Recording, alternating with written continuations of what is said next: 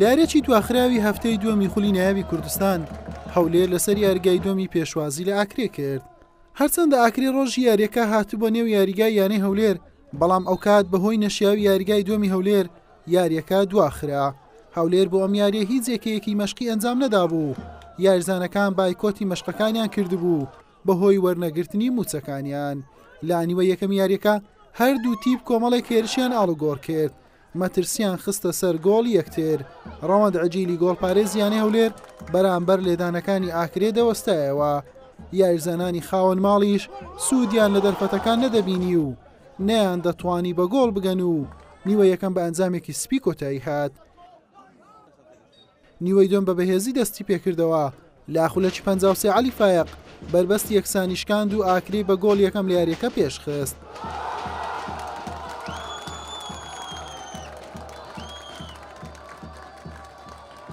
سوورپۆشەکانی ئاکرێ بەردەوام بوون لەسەر فشارەکانیان بۆ تۆمارکردنی گۆڵی دووەمیش.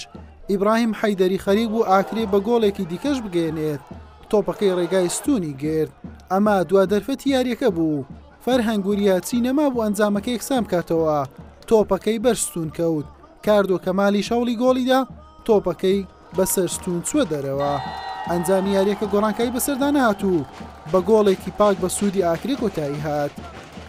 پێشەکی سپاس و ستایش بۆ خوای گەورە کە توانیمان سێ خاڵی ئەمڕۆ بەدەست بێنین. ئەم سێ خاڵە زۆر گرنگ بوو بۆ ئێمە بۆی بینەوە ناو کەشوەوای خولەکە توانیمان لە قۆناغەکانی پێشەوە نزیکتر بینەوە. ئەو یاریش بۆ ئێمە گرنگیەکی تایبەتیە بوو چونکە یاری یەکەمترمان کردبوو و توانیمان سێ نقطەکە بین دەستخۆشی بۆ تیپی هەولێریش تیپێکی باش بوو، بەڵام ئێمە هەر لە سەرەتاوە پەیمانماندا بوو کە ئەو یاریە بە بەرژەوەندی خۆمان کۆتایی پێ بێنین چونکە لە پێشەوە نزیکە بووینەوە.